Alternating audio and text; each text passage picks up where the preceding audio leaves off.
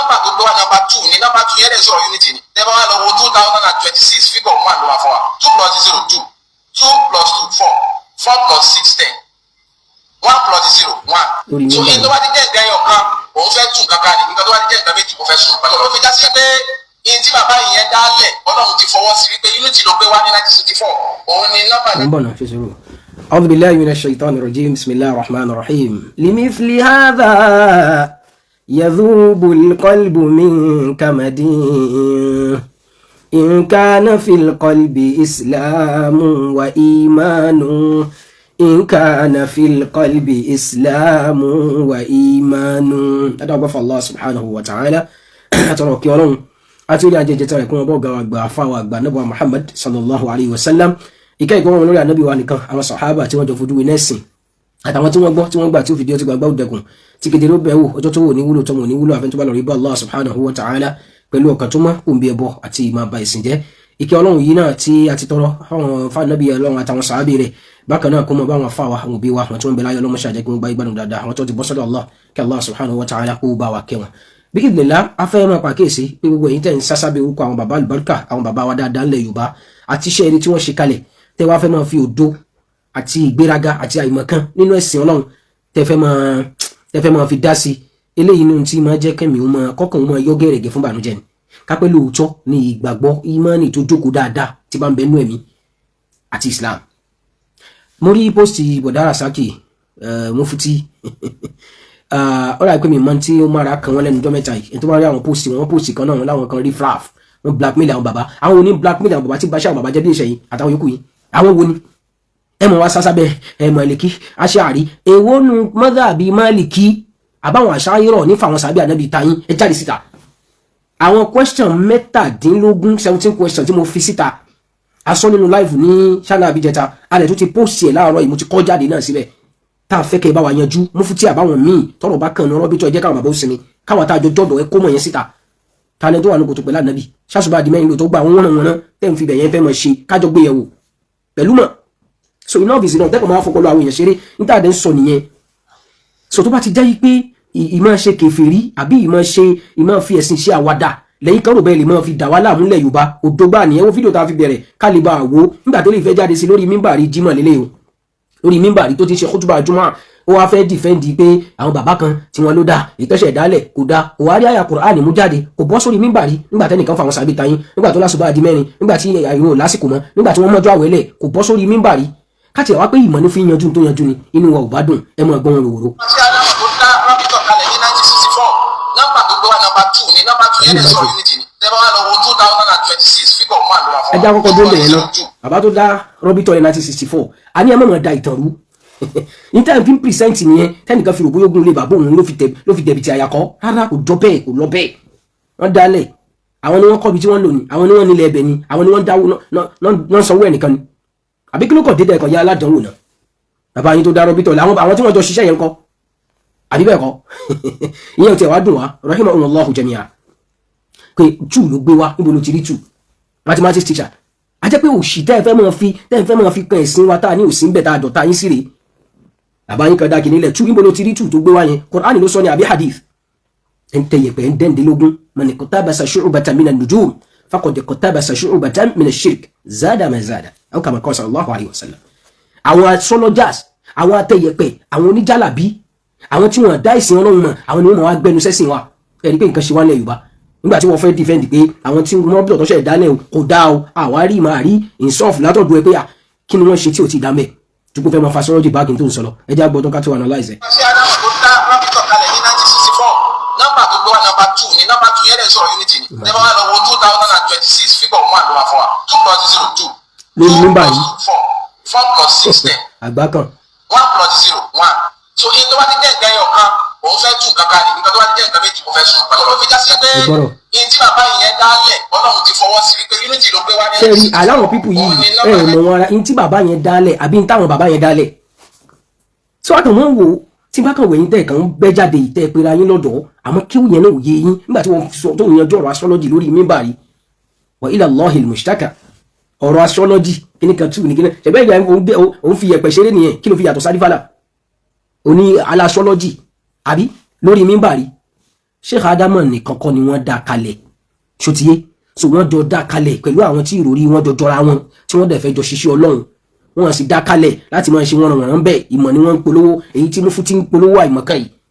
àti ìmọ̀ ba ìsìn lójú jẹ́ ìmọ̀ fọ́ ìmọ̀ lójú yìí eléyìí ò lọ bẹ́ẹ̀ àdẹ nígbà kó lọ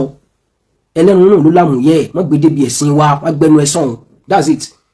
ṣé Adamu dálẹ̀ abẹ́gbà wa ẹ̀ dẹ̀ fẹ́ dàtọ̀ rú. wá ní 1964 òun ni nọ́mbà 1964 fi mú tù wá ẹ̀yin dá ẹgbẹ́ 2026 wá gbé ẹ fẹ́ dáyọ̀ arábùtọ̀ lẹ̀ nọ́mbà ẹ̀ ọ̀kan ló gbé wá kí ló kàn wá pẹ̀lú yẹn. òkú nǹkan ṣe ọbẹ̀ bàbá jẹ́ torí bẹ́ẹ̀ níta fẹ́ kọ́ wa tá a fẹ́ ṣe mútu àfún wa ìjọba ṣùgbọ́n òun ni wípé ká fọwọ́sowọ́pọ̀ kí nǹkan dà ká má fọwọ́sowọ́pọ̀ kí nǹkan bàjẹ́ ìyẹn gángan ni Islam gbé wá fún wa láàánú wa Muhammad sọ pé látẹ́fṣàdú fàtẹ̀sí abàrí ìrúkọ ẹ má fọ ara yín ká ẹ sọ̀rọ̀ ara yín pọ̀ tẹ bá rí nǹkan tó dà gbogbo àkófẹ́ díẹ̀ káàdù ẹ fi ń tó dáa tó ń tó dáa ṣe ẹ má fi ń tí ò dáa ẹ má fi ba ń tí ò dáa jẹ èèyàn kì í fi ń tí ò dáa kọ̀ ẹ́ sì tí ò dáa. àfà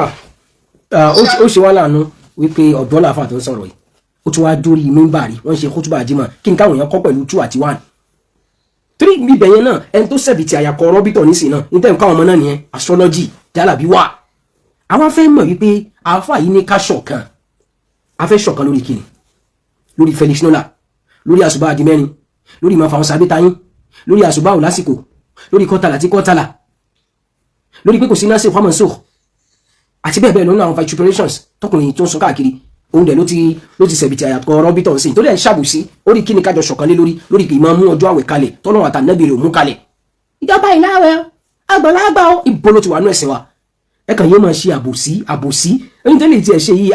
limithli hadha yadhubu alqalbu min kamadin irú àwọn wòrowòro yìí káwọn eléyìí fẹ́ máa fi ìmọ̀ ṣe kèfèrí sọ́ba adẹ́dá ìmọ̀ polówó tí ò sínú ẹ̀sìn káwọn fẹ́ máa fi ṣẹlẹ́rìí ẹ̀sìn ìrégbè nìyẹn walaysa kullu dalilin ja'a mu'tabaran illa dalilan lahu hadhun minan nadhari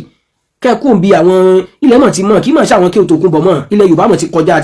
ti gbà kan yẹn náà látàrí àwọn bàbá yẹn náà kò sì kì í ṣe ìdáyìn nìkan kan wá tí wàá máa fọwọ́ padà ẹ̀sìn lójú àbúdá mímọ̀ ẹ̀dẹ̀ ń gbá ìmọ̀ lójú ẹ̀dẹ̀ ń ṣe wọ́n wọn àwọn èèyàn dẹ̀ ń wò yín wọn dẹ̀ rí nǹkan kan ṣe sí for how long láwọn continue shenanigans for how long á ní láti bí yín léèrè so fún ìtàn Sheikh Adamu ló ní ìròrí ni o àwọn kọ́ ni wọ́n dá lẹ̀ o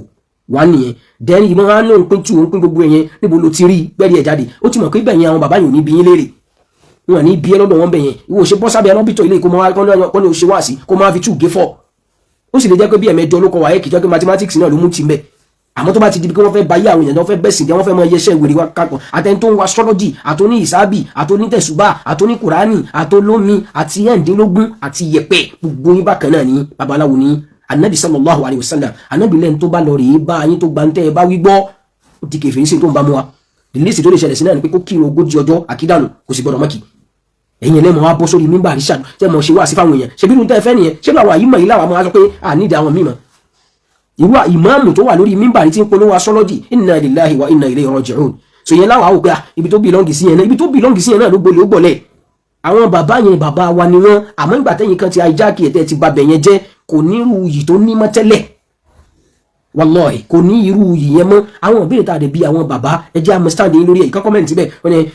school of thought yàtọ̀ ìdájọ́ ṣẹ̀rí àwọn ló yàtọ̀ pé àṣùbà kò rán wọn fàṣíkò sí ìdájọ́ ṣẹ̀rí àwọn ló yàtọ̀ pé tí wọ́n bá ìmáàmù lórí sùjúdù wọn báraka ẹ mọ́ máa fi òdo ṣẹ́rí gbogbo àwọn kan tẹ́ mọ́ ṣe yìí nígbà míì èèyàn onímọ̀ téèyàn fẹ́ sọ lórí ọ̀rọ̀ yín pé irú gbalagbala wò lélẹ̀ adé ń sọ fún yín ẹ máa lójú tì ẹ̀yin náà ẹ máa tijú lẹ́kọ̀ọ̀kan ẹ máa rò kẹ́ tó ṣe ẹ máa rò kẹ́ tó ṣe Islam ti kọjá ǹdẹ́kàn máa fi káàkiri kúrìsì wallahi alazim ẹ wá já gbọ́n tí mufuti bàbá àṣàyírọ̀ alóhùn àṣàyírà gẹ́gẹ́ bí n tá n ká lójú bẹ̀yẹn ẹjẹ́ nǹkan jáde òun náà ló wà níbí ó sọ pé it is noteworthy that they arrived to propagate Sahih al-Bukhari ẹ mọ̀ gbọ́n àwọn wo àbòsí báyé yín jẹ́ dànù ṣẹ́ni tó tẹ́ bá ti fẹ́ lo ìfẹ́ ẹnu àfáàní wa arsil awal murdi fakẹ́mi muhalliqin ila najmi lamma an atọ́ al-hawa wọ́n ní lọ jìnà sí fẹ́nu mélòó ẹni tí ti ń gún lókè tí ti ń ga sókè nígbà tó tẹ̀lé fẹ́nu ó sì jábọ́ lulẹ̀ bàbá wa rọ́bìtọ̀ kápẹ́rú eléyìí ni ẹ bá ń pè wá sí láwọn ọmọ yín tẹ̀ ti rán jáde tójú wá ti tó ta tó sì tó tààtà díẹ̀ ta kàtà tún ládọ̀ yín ta tún tálùbáríkà tún wá wọ̀ ta tún lọ ké lókè òkun yẹn kápẹ́rú eléyìí lẹ bá ń fẹ́ ká máa tẹ̀ sábẹ́ inna lillahi wa inna ilayhi raji'un olùkù wallahi òdo ní táfà ìpòsì síbi òdo ìfẹ́nu àìmọ̀kan àṣàyìnà tí ń pèrè ẹ̀gẹ́ kò mọ̀ wọ́n mọ̀lẹ́kì tí ń pèrè ẹ̀gẹ́ kò mọ̀ Islam kọjá dé nǹkan ọmọ fẹnu yára sọ́bẹ̀ wá gbéṣàkísí ẹ̀ jáde kí ṣe kó kàn mọ́ lanu èmi rè ara wa àfẹ́yẹ̀ o àfẹ́yẹ̀ wà gbé ìmọ̀ jáde ni o ta bá ń sọ ìmọ̀ tó lójú òpó ni o kì í ṣe mọ̀ wọ́n rí lórí wáyà. Can you imagine ẹ̀yẹ tó káwòye sí they arrived to propagate Sahih al-Bukhari ṣé kò tó propagate asahhul kutubi ba'da al-Qur'an Sahih al-Bukhari shi'tum am abaytum tí mo bá ń bí yín ẹ lọ fi inú tó ń bí yín yẹn ẹ lọ fi gba fíza àbí ẹ lọ fi ṣe tó bá wù yín wallahi kò lè tún kankan láàrú òdodo wallahi ẹ ò dúró lòdodo mọ̀ jẹ́ wala yadurru al-haqqa kathratu al-mukhalifi ẹ̀yin ò gbà ò túmọ̀ sí pé kì í ṣòdodo sẹ́tẹ́lì ìtúwé eléyìí bá ń jáde ní ọ́fíìsì ẹni tó pe rẹ̀ ní mufti rọ́bítọ̀ tí àwọn nǹkan yìí bá ń jáde kò sí ní tá a lè péjú àìmọ̀ kan lọ wallahi kò bá ìmọ̀ lọ rárá bíbà tí yẹn kan kíyàn ẹ wá fẹ́ máa forúkọ àwọn bàbá yẹn kẹ́ máa fi rẹ́dẹ̀ẹ́dẹ́rẹ́ wọn lára wallahi kò jẹ́ ká gba eléyìí ẹni tó bá jó ní mímọ̀ kó lẹ́yìn tí ìṣó ní mímọ̀ ẹ̀kọ́ tó rí ẹ̀ pé yóò mọ̀ wò kékeré lè kọ́ yìí lápèjúwe pé they arrived to propagate Sahih al-Bukhari ṣé kò tó propagate sọ̀rọ̀ Bukhari ló wà mẹ́ à ń sọ̀rọ̀ hadith al-masdar ath-thani min masadir at-tashri' al-muttafaq 'alayha ẹ kàn mọ̀ ṣe wọn náà súnmọ́ ò ṣe bínú ẹ̀sìn tẹ́ mọ̀ fèsì rè wallahi kì í ṣàwàdà níjọ́ tẹ́ bá ti fẹ́ gbógun ti mímọ̀ ẹ̀sìn lélẹ́yìí fadiha ihana ẹ̀yẹ́kẹ̀ àwọn òní wọ́n propagate they who are they àwọn àfọ́ ní mímọ̀ ni kò dẹ̀ sí tó fẹ́ ṣe sí Sahih al-Bukhari kitabun jalilun sahihun asilun talaqathu al-ummatu bil-qabul gbogbo àwọn àfọ́ olórí rẹ̀ àṣọ dẹ̀dẹ̀wẹ̀rẹ̀ lè mọ́ gbà wàhálà àti ènìyàn o ṣóyé so idha al-kalbu la yudhika inda nabahihi fadharhu ila yawm al-qiyamati yanbahu so tájá ò bá ti ní ẹ lára pẹ̀lú gbogbo yóò mọ̀ gbó lọ́ntì ẹ̀ kó sí tẹ́lẹ̀ mọ́ sọ́nù kulu ọ̀dọ́ yín yẹn local government ọ̀dọ́ yín yẹn kó lè tún kankan lára òdodo Sahih al-Bukhari fatọ́lá mọ́ òsèlè yálé àkútù jámọ̀rọ̀ gọ́dọ̀ fún mọ́ tọ́fà jámọ̀rọ̀ ẹ̀yin kọ́lẹ̀ kọ́kọ́ bẹ̀rẹ̀ àwọn orientalist ṣe wọ́n ṣe tì àwọn kìfìrí ṣe wọ́n ṣe tì àwọn oníkè talá nígbà tiẹ̀ wọ́n ṣe tì Bukhari tawdun shamikhun ẹnì kankan ò lè wọlé Bukhari sọ ìyẹn náà ló jẹ́ kí principal yín mọ̀ dẹni yẹ̀yẹ́ Bukhari kí ni Bukhari sa Bukhari lalaba Bukhari láti jọ́ tó ti mẹ́rin lè yẹ̀yẹ́ tí ń ṣe kọ́ yìí ráwù ṣe ìkà ẹni tó tún yẹn tì nínú wa sọ pé Bukhari báwo anamọ́nàmà ojú apá bàtà pàjọmọ̀jọ̀wé tiẹ̀ àdẹ̀rí mufti blame wà ma'murun ní tí wọ́n fọ́ sí fífèrè ní fèrè sọ jáde lẹ́nu eléyìí ò represent Islam nílẹ̀ Yorùbá o kò sì represent àwọn afá wọ́n represent ọ̀gá wọn tó ra wọn iṣẹ́ ní tẹ́ fẹ́ sọ́dà náà nìyẹn ẹ fẹ́ máa lo ibẹ̀ yẹn ẹ máa lo àwọn kan ní avenue láti máa spread virus ẹ fẹ́ spread àdẹ̀ní gbà kò sọ̀rọ̀ kápọ̀rọ̀ lè kí oyin bá ní kò sẹ́ni tí ó bá yín dá sí wọ́n fẹ́ gbé àwọn ọmọ tó wà ní awálù ìdádì yẹn wọ́n fẹ́ gbé wọn fọ̀ lọ sí diploma wọ́n fẹ́ gbé wọn lọ fọ̀ sọ sí yunifásitì kó kan wá aláwọ̀ ní dá sí pé mọ́ṣáláṣí tó wà ń bẹ̀ yẹn ẹ gbé padà sẹ́gbẹ̀ẹ́ báyìí kó kan wá káàdì àwọn ọmọ ẹ bá ti fẹ́ fún wọn káàdì ẹ ṣe kíní kó kan wá ẹ wo lè kí wọ́n fẹ́ fowó kó lè kí wà láì kó kan wá àmọ́ṣẹ́rí Islam we gather day àdé nígbà kẹbàjẹ́ àfíẹ́sì inú ilé kí wọ́n yẹn ṣe bó ṣe wù yín náà àfíẹ́sì ẹbí yẹn ṣe bó ṣe wù yín kí ló fẹ́ mọ̀ ta Islam láàmú ẹ mọ̀ wá sásá bẹ́ẹ̀ òdo ìfẹ́ inú ẹ mọ̀ wá pè yẹn ní àṣàyẹ́rà màlìkíyà ẹ mọ̀ gbọ́n tí a fà yín sọ ó ní kí ni o asserting its status as the most authentic book of hadith after the Quran tí wọ́n bá ní contrary opinion kó mọ̀ jáde ìmọ̀ ìkà ṣe ń dẹ́kàn wọn láǹtì ẹ̀yìn kìíní yìí afárasaki why are you like this no as in kò yé mi asserting kọ̀ ìyẹn òun ṣe pé wọ́n assert confirmation ni tọ́lọ̀ ti lù látòkè sánmà asọ́hù lè kutubi ba'da al-Qur'an Sahih al-Bukhari kò dàrú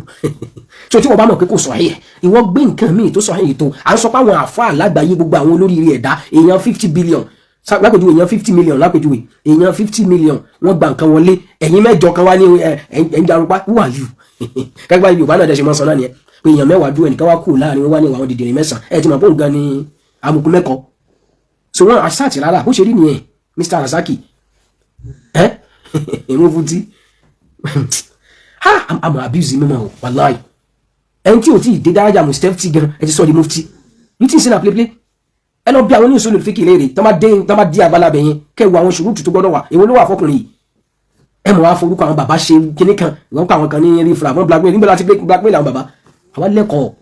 ẹ̀yin lẹ́ ń forúkọ àwọn bàbá yẹn ṣaburú ṣùgbọ́n pọ̀lọpọ̀ yín náà lẹ́kún TikTok tẹ́ ń tẹ yẹpẹ̀ online prayer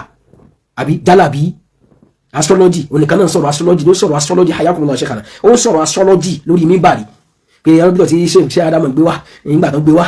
wà ló gbé jáde ìsìn kan 2026 ó gbé 2 jáde lórí mímbàrí jùmọ̀ subhanallah safaha ṣe tẹ́ fẹ́ mọ̀ pọ́n ní mímọ̀ fún wa rè ọmọ ẹgbọ́n why seemingly disregarding the pioneering compiled book of hadith Muwatta Imam Malik nílẹ̀ Yorùbá lè ní wallahi kò sí àwọn tí wọ́n ń ṣàlàyé Muwatta Imam Malik tó táwọn oníṣọ́nà Dr. Sharaf hafidhahullah wara'a Sheikh Abdulgani Juma àwọn ní halqa bóyá tí wọ́n bá ṣe mọ́lùkù bóyá tó bá ṣe ṣe Sheikh Abdulgani Juma àwọn níbi tó ti ń ṣàlàyé Muwatta Dr. Sharaf ṣàlàyé Muwatta kápẹ́ ibẹ̀ ṣe mọ́ pé Sheikh amúgbẹ̀yà ṣàlàyé wọ́n ṣàlàyé káàkiri nílẹ̀ Haúsá ẹ̀dẹ̀ ń fi àìmọ̀ kan hàn káàkiri àwọn olópo kódà ní Madina ní máa ṣe Ànábì sallallahu alaihi wasallam wọ́n ní àwọn àfáà tó pé Muwatta ni wọ́n yanjú tán ṣiṣẹ́ níwẹ̀ fáwọn èèyàn torí tẹ́ bá fẹ́ bá súnmọ́ jà ogun tẹ́ lè wí nìní ìyẹn máa ń ṣẹ̀sìn bọ̀ ọbẹ̀ ní ẹ lọ bèèrè lọ́wọ́ tí wọ́n ṣe lánàá náà kí tẹ́ lọ bèèrè tán ṣe bẹ́ẹ̀ náà lè máa pariwo wà máa wà á máa kábílà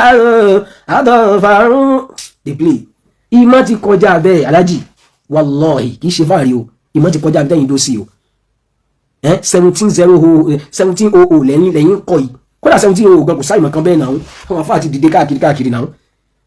àbí irú kiri lè wọ́n disregard the pioneering a compiled book of hadith Muwatta which our forefathers who among your forefathers sọ fún mi ẹ wá sásá bí àwọn bàbá yẹn wallahi ilẹ̀ ń ṣàbúrú forefathers tán nìyẹn Sheikh Adam rahimahullah rahmatan wasi'a lọ́wọ́ ní tíra àwọn gan gbà bẹ́ẹ̀ àwọn bíi àwọn gan la ń yẹ sí àwọn bàbá torí pé táwọn bàbá sọ là ń sọ Sheikh Adam sọ ipá Abubakar ló wà ní kòtò pẹ̀lú ànábì ní tó sì bá ìmọ̀ lọ nìyẹn àwa náà sì dúró bẹ́ẹ̀ ó ṣe di wàhálà náà Sheikh Ibrahim Ọ̀gáníjà wọn làwọn náà wọ́n ṣàlàyé Muwatta kí wọ́n ní wàhálà yín sìn afárá sáàkì ẹ jẹ́ lọ sáré lọ ṣàgbàjà ẹ má ṣàgbàjà mọ́ ìsinmi àgbàjà can you imagine compare Muwatta Imam Malik which our forefathers to whom we owe a debt of gratitude utilized to impart religious knowledge that fosters peace in our communities wọ́n àtọ́ làwọn àbáyé ìgbòlò fi ákùdọ̀ rí sí ọmọ ṣe o aljahalu summun naqi'un àìmọ̀kẹ́ ìmọ̀ ṣe nǹkan ìgbòlò fi risala sí àìzíyà sí ọkùnrin ogun Mukhtasarul Khalili ẹni tí ó ti òun ra bóyá ni mufti bóyá ló lè túláì méjì ẹmọ wá forúkọ àwọn bàbá ṣe pé kí ni èwo nù àwọn bàbá yìí Sheikh Adam kó sínú tíra àwọn pé Bukhari náà ló tún lẹ́sẹ̀ lẹ́jù lẹ́yìn Qur'an bàbá Kamali àwọn náà gbà bẹ́ẹ̀ bàbá Lágbàjì gbà bẹ́ẹ̀ sọ bàbá tiẹ̀ tó wá rí fáàsì inú bíbá yìí Alhaji Haji Mufti ọlọ́run máa ṣàánú wa o Muwatta yẹn làwọn forefathers sí wọn to whom we owe a debt of gratitude utilized to impart religious knowledge that fosters peace in our communities, and it is worthy mentioning that our esteemed ancestors whom we take pride in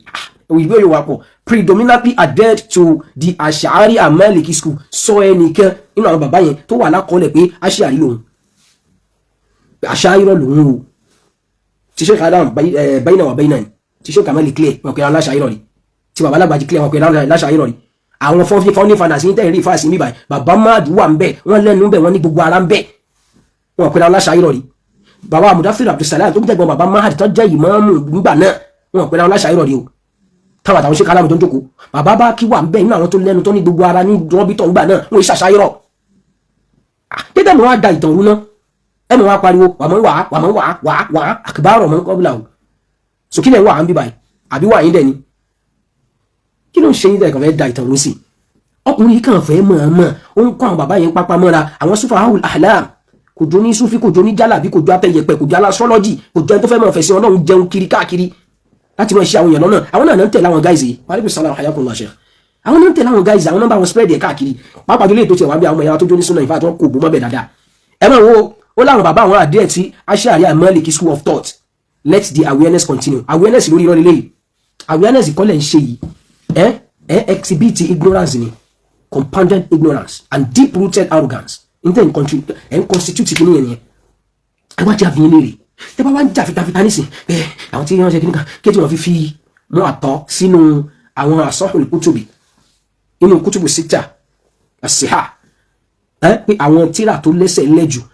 bí ìgbà tẹ́ fẹ́ máa fi kú wo òun ni náà kẹ́ mọ́ wá béèrè wípé kí tàwọn rí tíra ṣe wà dámọ̀ náà mọ́jí o kí tàrí tíra bàbá ẹ̀sìn ṣe bá rí ti Sheikh Adam iṣẹ́ tí wọ́n ṣe nìyẹn sánmọ̀ sílẹ̀ ní jẹ́ kó máa fi Imam Bukhari wé Imam Maliki àfáà rẹ̀ nìyẹn àwọn àfáà rẹ̀ ni gbogbo àwọn àfáà tó kó hadith jọ lẹ́yìn yẹn kò sí kankan tó bá Maliki láyé nu wọn náà Maliki ló fi legacy lẹ̀ rahimahullah rahmatan wasi'a so wọn ló fi lẹ́gẹ̀ẹ́ kódà Imam Bukhari àti Imam Muslim ọ̀pọ̀lọpọ̀ àwọn tí wọ́n máa ń ní àwọn chain of transmission míì tó dọ́dọ̀ Imam Maliki mú àtọ̀ ọ̀tọ̀dọ̀ tí wọ́n dẹ̀ rí hadith ń bẹ́ẹ̀ ṣóyé so àwọn àrọ́ wọn fìkìhíyà àwọn ìdájọ́ ṣẹ̀rí àdájọ́ fíkì tí wọn náà tó pé opinion tí wọn nìyẹn tó sì lẹ́sẹ̀ lẹ̀ ó wà mẹ́ ọ̀rọ̀ àwọn sàhábà wà mẹ́ ọ̀rọ̀ àwọn tabi'un wà mẹ́ amalu ahli al-madina nínú àwọn al-masadiru al-mukhtalafu fiha ló wà amalu ahli al-madina qawlu sahabi masalihu al-mursala al-istishab gbogbo àwọn kìnìyẹn so inú ẹ̀ náà ní kí ni o amalu ahli al-madina ó wà mẹ́ inú Mu'atta so wọ́n sọ fún wa pé àìmọ̀kànlẹ̀ fi hàn yìí pàápàá jùlọ àwọn àfáà tó jẹ́ Málíkì tó tún jẹ́ Aṣ'ari tí wọ́n ṣe Sharhu Sahih al-Bukhari wọ́n lé 10 náà bàbá wa mọ̀ kankan ẹjẹ́ àlọ́wọ́ àfáà Abu Ja'far ad-Dawudi òun àwọn àfáà mọ́ ń pètìlá rẹ̀ kíkínú awwalu sharhin maghribi òun náà pè an-Nasihatu fi Sharh al-Bukhari Málíkì ni náà kò sì sí kankan náà àfáà Málíkì yàwó látúntún sọ́ńtà tó gbà wípé mú àtọ́lẹ́sẹ̀ lẹ̀ ju Bukhari lọ ẹgbẹ́ mọ̀ jáde ẹ̀sọ́ ẹ̀mẹ́sàn udhkur lana wala wahidan min ulamahi al-malikiyya bóyá àwọn tó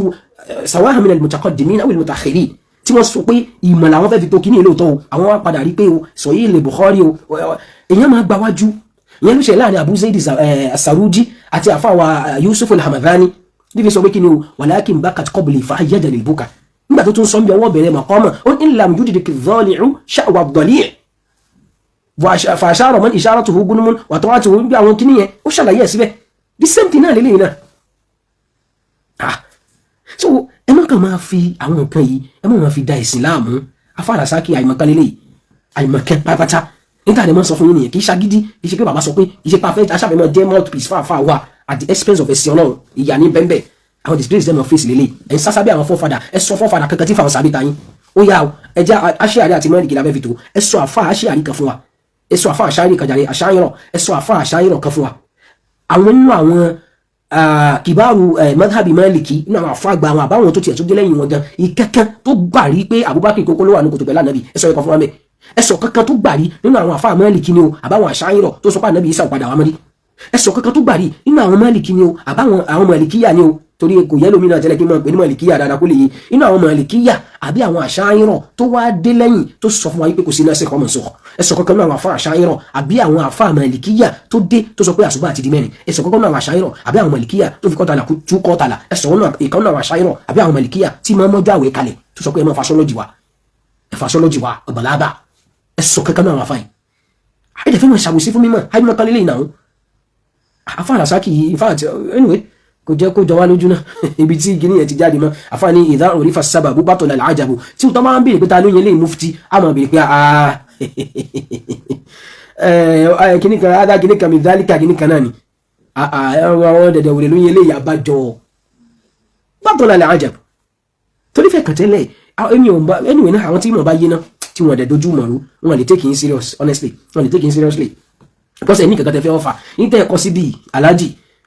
kò bá ìmọ̀ lọ́wọ́ wallahi kò dẹ̀ represent àwọn bàbá wallahi kò represent Islam kò represent àwọn bàbá kò represent anything wọ́n á lọ fi fọ́tò àwọn bàbá ń bàbá síbẹ̀ kọ́ ìròyìn kúrò nìkan rè ní ẹ mú jáde ní mọ̀ àtọ̀ náà kí ló di tẹ kúrò ìlà Bukhari ẹ jẹ́ àmọ́ àwọn àdìsí kan wà bẹ́ẹ̀ tí Bukhari lọ kó síbẹ̀ ẹ̀gẹ́nìkan ó tàbùkù ànábì má dì sí yẹn jáde wọ́n wá fi ọgbọ́n orí tiẹ̀ àti orí Felix Nola tó ti jẹra yẹn àfẹ́ ìwọ gbé ìròrí tó bẹ́sìn lọ jáde bó bá ní tẹ́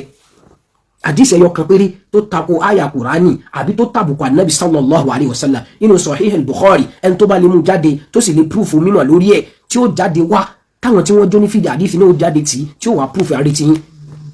tó gbé Bukhari yìí náà ni ó sì máa jẹ́ déèkì fún yín ni ó dàbí ọ̀rọ̀ àfàwà kọ̀tọ́ ni nínú níyà rẹ̀ ó ní ana tamratul ahbabi hanzalatul ida ana gussatun fi halki man adani wa ana almuhibbu li ahli sunnati ahmada wa ana aladibu sha'iru alqahtani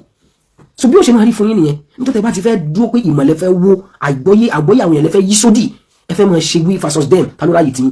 ìmọ̀ ìṣe tẹ́yẹ̀ máa fi ṣe pé ẹ̀wà lámọ̀jú wallahi àdánwò ni àmọ́ èèyàn gbọ́dọ̀ wò náà law sakata al-jahiluna qalla al-khilaf ẹ dákẹ́ kẹwàá òbí ìsìlámù ṣe lálàáfíà kẹwàá wọn á fẹ́ fi ìsìlámù ṣe tẹ́ mọ́ agbá sí gbígbá sọ ẹ̀wọ̀n sásábí àwọn bàbá oníbàbá على العين والرأس أولئك آبائي فجئني بمثلهم إذا جمعتنا يا أخي المجامع ẹ̀ṣẹ̀un jàre kí ni stanza àwọn al-Malikiyya àtàwọn al-Asha'ira inú al-asharatul mubashsharuna bil janna ẹjọ́ kọ́ mú jáde fún wa náà kí ni stanzi àwọn Asha'ira àti àwọn Malikiyya lórí kí tún ni o lórí nasikh wa mansukh ọlọ́run àmọ̀ dúpẹ́ o wallahi mufti tá àgbéyà yóò mọ̀ dàwálà mú tó wá dàwálà wallahi mufti tó ẹ̀kọ́ mọ̀ ṣe gbélé ìkẹta òjá ẹ̀kọ̀tẹ́lẹ̀ náà kò dàwálà mú wallahi kọ́lọ̀ jẹ́ mi àwọn mufti gidi tí wọ́n dẹ̀sìn láàmú ó jẹ́ mufti kọ́ ni wàhálà tiwa torí ẹ̀kọ̀tẹ́lẹ̀ náà kàmọ̀ ìpínlẹ̀ kan oníkálùkù yìí náà kan wà ń bẹ̀ náà nìkíṣe pé fatiwa kan lẹ̀ ń dáná tẹ́lẹ̀ ṣoye sògbà tẹ́lẹ̀ ti sọ́ ni pé oníkálùkù jẹ tiẹ̀ òkúlé nígbà tí tó ti yé mi inú ẹ̀sìn òkúlé dàrú mọ́ mi lọ́wọ́ náà wọ́n ní bàbá mufti sọ pé ìjọ kìnnì kan lábẹ́rẹ̀ àwẹ̀ ó sọ sápò rẹ̀ ìwé ẹ̀sìn wá jẹ́ tẹ́nìkó máa fi play partisan ó lọ ẹ̀jẹ̀ lè fi play politics kò work ṣàwádàmbì náà ká tó máa lọ nínú àwọn tí wọ́n láwọn defend àwọn bàbá tí wọ́n sì láwọn fẹ́ sọ bí rọ́bítọ̀ tàwọn bàbá o bó ṣe dáa ju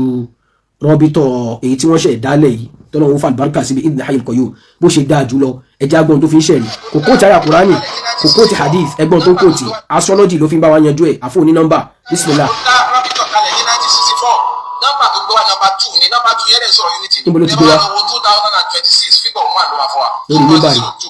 2 plus 4 àgbákan 4 plus 6 10 ẹ̀gbọ́ 1 plus 0 1 so in tó bá ti jẹ́ nǹkan ẹyọ kan òun fẹ́ tún kankan ní nǹkan tó bá ti jẹ́ nǹkan méjì kò fẹ́ sùn pẹ̀lú ló fi já sí pé in tí bàbá yẹn dálẹ̀ ọlọ́run ti fọwọ́ sí wípé unity ló gbé wá ní 1964 òun ni nọ́mbà 1964 fi mú tù wá ẹ̀yin dá ẹgbẹ́ 2026 wá pé ẹ fẹ́ ká rọ́bìtọ̀ ọ̀lẹ̀ nọ́mbà ẹyọ kan ló gbé wá kò tó nǹkan ṣe fẹ́ bàbá jẹ lórí bẹ́ẹ̀ nígbà fẹ́ kọ́ wa tá a fẹ́ ṣe mútùbà fún wa lórí mútùbà sókè òun ni wípé ká fọwọ́sowọ́pọ̀ kí nǹkan dà ká má fọwọ́sowọ́pọ̀ kí nǹkan dà. ẹjọ lórí mímbàrí jímọ̀ ní tó yanjú sí yìí sófìmọ̀ yanjú ẹ̀ kò sí àyà Qur'an kò sí hadith àmọ́ astrology ní tó yé wọn náà nìyẹn kan polówó jálàbí kan fáwọn sàábé tayín kan sọ̀rọ̀ astrology káyì má jẹ ó gbé túbọ̀ ló ti ń gbé túbọ̀ ọlọ́run ṣé táwọn èèyàn fẹ́ máa pè lẹ́sìn fún wa rí ilẹ̀ Yorùbá ò rí báyìí ìmọ̀lábà wallahi àfààní onímọ̀kùtù wà nílẹ̀ lẹ́ńbí kí ló wí náà ó ní mọ̀dọ́ dùn wà lórí mọ̀dọ́ tí ṣé mọ̀dọ́ tí lọ́wọ́ àbí mọ̀dọ́ tí dùn wà lórí lómi zòòrè kìdìmá wàkọ́mọ̀tì bàdàhà kìnìkan wàkọ́mọ̀tì dáwòlà tó sí forí rẹ̀ kọ́kì ṣé bóyá wà náà nìyẹn nígbà tó wá ń bá bọ̀ ó ní wà asbaha yadda'i bí sàbùkì jahala za'anifu ya'jazuna 'anil haqi àmọ́ ẹ̀ lè fa ìmọ̀ kan já síwájú nígbà tí wọ́n wà lórí mímbà nísìn tára ń ta ẹ́ tó ló fẹ́ gbìjà àwọn bàbá ó tún wá ń fi in tó súnmọ́ kúfúrù ó jìnà sí Islam ó súnmọ́ kúfúrù ó jìnà sí Islam ṣé kára wọn tó dá 1999 níbo náà ti dálẹ̀ táwọn nìkan náà dálẹ̀ ni àwọn náà ní fíkra masha Allah àwọn náà dẹ̀ ní iye àmọ́ pé àwọn náà dálẹ̀ yẹn rárá àwọn kan náà jọ dálẹ̀ àwọn tí wọ́n jọ fowó dálẹ̀ àwọn tó jọ fi ìmọ̀ dálẹ̀ àwọn tó jọ fi ìròrí dálẹ̀ Ọlọ́run kó bá kẹ́ ògbó wọn àwọn da ìtàrú lábalábẹ̀ yẹn nígbà tí ìkànnì àwọn adálẹ̀ tù ló gbé wá láti bo sínú Suratul Baqara ni àbí nínú hadith Bukhari àbí ti Muslim àbí Muwatta Imam Malik tẹ́ ń pariwo kiri náà ṣé bẹ̀rẹ̀ ti rí tù wá sọ bí tó ti rí tù fún wa náà la ilaha illallah muhammadu rasulullah sallallahu alayhi wa sallam astrology wọ́n ṣe ń fi táwọ́rọ̀sì wo Sagittarius nígbà táwa gé tán tù lókù àná alẹ́ ò da ọ̀sán ò da àárò ní sunwọ̀n kán lọ ṣe sàárà kán lọ wéwúrẹ́ ṣé ìfẹ́ fẹ́ pé ní Islam fún wa rẹ̀ inna lillahi wa inna ilayhi raji'un ní tẹ́wọ́ gba eléyìí àwọn tó dálẹ̀ sí 2026 tẹ́bá lọ 2026 wọ́n ló gbé wá 2 ló represent unity 1 ló represent kíni mish hada gẹ́rù ma'qul eléyìí ṣe kìí ṣe pé kìí ṣe ìmọ̀ kìí ṣe Islam rárá lórí mímbàrí ṣàfẹ́ dáadọ́ ṣàfẹ́ mọ́ sọ rubbish ó jáde síta kó analyze lórí mímbàrí dọ́tọ́ lásùbà yìí di mẹ́rin ó jáde síta dọ́tọ́ fáwọn sàbí ànábì táyín ó jáde síta dọ́tọ́ lásùbà òun lásìkò ó jáde síta níjọ́ kọ́tàlá àti kọ́tàlá ó jáde síta níjọ́ tí wọ́n sọ fún wa yí pé kò sí náà sí wàmọ̀ so ó àárí ẹ níta nígbà tí gíní o tó sọ pé Felix lórí àlọ́ àmukùtù pẹ̀lú ànábì kó wá kó ṣe yẹn ní mímbàrí kó sọ kó ṣàlàyé ìmọ̀ bẹ́ẹ̀ ó lórí ju nọ́mbà tó fi ń gẹ́ra wọn lọ láì ṣe Professor Pella Ọlọ́run àdúgbò fún ẹ ṣé dáhùn sọ nìyẹn ká lọ fọkàn balẹ̀ future Islam ilẹ̀ Yorùbá kò dàrú o torí pé irú àwọn ilé ìdánfẹ́ mọ̀ bàjẹ́ lọ́wọ́ fi gbá wọn tí ó mọ̀ tó ṣe síta mufti èyí tẹ́ fi hàn yóò dóni kò dẹ̀ sẹ́ni tí ó gbà fún yín jọ ń tẹ́ ìbá jọjọra yín náà lọ ẹni tó náà kàn fẹ́ mọ̀ ba ìsìn jẹ́ àbúrò pé ẹ̀kún takò ní sufi ẹ̀kún ní káwọn ọmọ sí jálàbí ẹ̀kún ní káwọn ọmọ tẹ̀yẹ̀pẹ̀ ẹ̀ láwọn ọmọ ṣe astrology lẹ́ni náà fi ń ṣàlàyé astrology lórí mímbàrí kálá wa haṣa ẹ̀rí gbígbé gbà ilẹ̀ Yorùbá Ọlọ́run ò ní jó bàjẹ́ Ọlọ́run sì wá kí àwọn afá wa a ṣe bẹ̀rẹ̀ ni o àwọn afá ṣàlàyé pé as-sira'u bayna al-haqqi wal-batil mustamirrun ila an yaritha Allahu al-arda ma alayhi wallahi bó ṣe rí nìyẹn Sheikh wa fa ńlá so bó ṣe rí nìyẹn 2-1 tó sọ yẹn náà odùfá náà gbogbo tó wà nílé odùfá òun náà ló wà nù astrology òbí alẹ́fẹ́ mọ̀ tán nígbà tó wá dà lọ dàbọ̀ wọn ni ó gbé tù jáde lójú ọpọ́n lórí mímbà yìí ìyẹn lẹ́rù bẹ́ẹ̀ fi rọ́bìṣì rọ́bìtò ilé mọ̀ ti dé kàṣẹ́ nìkan kódà wọ́n tún ní MK Abiola ló tún advice bàbá can you imagine bàbá ẹja ṣe báyìí o àwọn ti travel out bàbá náà dẹ̀ rí ti tán ṣe mọ́kà tí bàbá ní bàbá wa jẹ̀bi nísìn tẹ́yìn kan ó dé tẹ́fẹ́ sọ́dọ̀ ogún ìdílé yín tẹ́yìn kan dé tẹ́fẹ́ sọ́dọ̀ tẹ́tí mọ́ takò ọ̀rọ̀ tẹ́tí mọ́ àwọn ìmáàmù kéèyàn mú ìmáàmù ìlú sábẹ́ ayé bàbá wa tẹ́ wà ń bẹ̀ nísìn ọlọ́run jẹ́ àríyìn pé o ẹni tó pẹ́ nìkan ló máa parò gangan ló máa parò ẹ ti gbọ́ máa parò sábẹ́ ẹ̀ ṣe Islam láǹfààní mọ́ ẹ ṣàwọn àlùmọ̀ láǹfààní o wallahi so mission àti vision àwọn bàbá tí wọ́n dálẹ̀ ẹ ti kó lórí ẹ̀ o gbogbo tó ń jáde mẹ́yìn ò bá ìsìn náà o kan tó yan mú fiti tí wọ́n yàn yìí kẹ̀kẹ́ tẹ́lẹ̀ náà ẹni tó ń sọ̀rọ̀ ń bẹ̀ yẹn wọn fẹ̀sìn sọ́wọ́ eléyìí ni mo búra yóò tí mọ̀ mùdírù yín dájí ń kó lọ́dún fún láti 2017-2018 ṣèbọn katira ní sọ yìí Bukhari ara subuha arba'an ó dẹ̀ fẹ́ fi àìmọ̀ kan hàn torí ìkórira Bukhari àti sunna ó lásùbá yín di mẹ́rin o òun kọ́ lòun sọ Buhari ló sọ ṣáìmọ̀ kankan yẹn alẹ́ ìdá kankan mọ̀kẹ́ lọ jókòó ju apàbàtà pàjọ nítorí gbogbo yín tẹ̀sán wọn jẹ̀dẹ̀wẹ̀ ẹ̀yìn kàn mọ̀ ṣẹ̀sìn ti yín torí pé ìmọ̀ ẹ̀sìn ẹ̀ nílẹ̀ sọmọ Adéwọ̀lú Muhadisu Tẹ́mù ó mọ̀ ṣe o àjẹ́ pé wọ́n fi wọ́n kéwù tiẹ̀ láti máa di ewúrẹ́ láti máa di amukun mẹ́kọ fún àwọn èèyàn kan àbí bẹ́ẹ̀ kọ́ because nísìn ó yẹ kó lè jáde sọ̀rọ̀ lórí tí mo fi ti yín kọ́ yìí àwọn ẹ̀ tó bẹ́ẹ̀ kẹ́ sọ̀rọ̀ ọlọ́run àmọ̀ dúpẹ́ fọlọ́run tó já tán kí á mọ̀ wá torí pa afẹ́ pírísì ẹnìkan ìkan lóun kó bàtà káàkiri yẹn ọlọ́run máa ṣe wá lápò bàtà fẹ́ gbẹ́ ni torí kiri nìyẹn wọ́n kó bàtà kiri na alhamdulillah ní issue kan pẹ̀lú anybody àmọ́ ẹmọ́ bẹ̀sẹ̀ wájẹ́ mọ́ simple so ó jẹ́ kí Muhadisu lè jáde ó sọ pé àmọ́ àtọ́ àti Bukhari ó jìnà síra wọn lóòótọ́ Imam Malik lọ́gà àwọn làgbà àbí o wọ́n ti sọ rọ́bìtọ̀ jìbìtọ̀ tí ń woṣẹ́ wọ́n ti polówó jálàbí kí wá ló túkù ìwá ní káwà mùsùlùmí káwà dákẹ́ síbẹ̀ yẹn káwà dìdẹ̀dẹ̀ wù rẹ̀ rárá o èyí tọ́ṣẹ̀ ìdákalẹ̀ yìí táwọn tó máa ti ṣe bọ́lọ̀ àtàná bí ṣe ṣe á rí pé tí Abubakar sọ náà nìyẹn tí n bá ti ṣe bọ́lọ̀ ń ṣe fẹ́ tànà bí fẹ́ tẹ̀lé mi tí n bá ti ṣe ẹkú lẹ́yìn mi àwọn afọ àrídẹ̀ ṣe mọ́ sọ nìyẹn kì í ṣe pé tí bá ti sọ ẹni tó bá tún sọ lè tá ni wọ́ o sì mọ́ tó ń ṣe ọlọ́run kó mọ́ dà wá láàmú ó kún wa lọ́wọ́ ó pẹ̀lú wa wala masha Allahu la quwwata illa billahi al-aliyyil azim nílé gba ìbéèrè wọlé tó bá ti lọ́la bá ti ṣí láì àfààyè kọ́lì ńlẹ̀ àìbàmọ́ inú lè mọ bí àwọn ọmọ dẹ̀dẹ̀ wù rẹ̀ àbáwọn à ń tẹ̀yẹ̀pẹ̀ à ń waṣọ́lọ́jì à ń ṣe jálàbí à ń dìfẹ́ǹdì tí ò ṣe tó fẹ́ mọ sásá bí àwọn bàbá yẹn tí wọn náà bá mọ̀ kó onímọ̀ ò lè kó jáde síta kó pàdé wa lọ́la àbí ìdìnnìlá kí ọlọ́run kó sàwálẹ̀ sọ lórí akí ìyá wa ti bàbá tí ẹ̀ ń bá wa engage látàrọ̀ ọlọ́run bá sọ ilé sọ lórí àwọn bàbá wa ní ọlọ́run bí tí ọlọ́run kó bá wa ṣe wọ́n pẹ̀lẹ́ ẹ̀mí gígùn àláfíà kó bá wa fún wọn àwa láti wá da ẹ̀sìn rú àbí láti wá ṣe òyájú sẹ́yìn bàbá àmọ́ yìí náà mọ̀ yìí pé inú tẹ̀ ṣàdúrà náà ni pé kọ́lọ́n kó paná adẹ́bọ̀rẹ́ kó rẹ̀ bí dá àṣetánì lẹ̀ kó gbé súnà nábì ga súnà nábì ló ń ga yìí làwọn kan fẹ́ mọ sásá bẹ́yìn láti máa bàjẹ́ ìyẹn là fẹ́ kó ṣẹlẹ̀ iṣẹ́ yìí náà lájẹ́ o kó náà kó bá járe yín pé àwọn afá wa àwọn aṣíwájú wa tí wọ́n ti dá eléyìí náà tó ṣẹ̀ délẹ̀ inú àlùbáríkà àti àyìn bàbá àtàná náà nìyẹn ẹ̀yẹ lójú ayé yín náà lẹ́tí rí ọmọ yín lẹ́tí rí àwọn ọmọ yín ìdùnnú yín nìyẹn àmọ́ pé dùnmẹ́yìn bàbá dáadáa nú àwọn tí ó dùn mọ́nú àwọn tí wọ́n lọ́ta nìyẹn wọ́n lọ́ta pẹ̀lú tí wọ́n sọ wọ́n lọ́ta pẹ̀lú personality wọ́n wá fẹ́ mọ forí Islam fagbọn àwọn yẹn ni wọ́n kanra ẹ̀yin bàbá àìsọ ìyájú kọ́nà kó bá járe yín pẹ́ ọlọ́run insha Allah la quwwata illa àwọn afáwọn bẹ̀rẹ̀ náà kọ́nà bá ṣẹ̀dá fún wọn gbogbo wa kí ọlọ́run kó jọ ó fẹsẹ̀ wá rí lórí òdodo assalamu alaikum wa rahmatullahi wa barakatuh.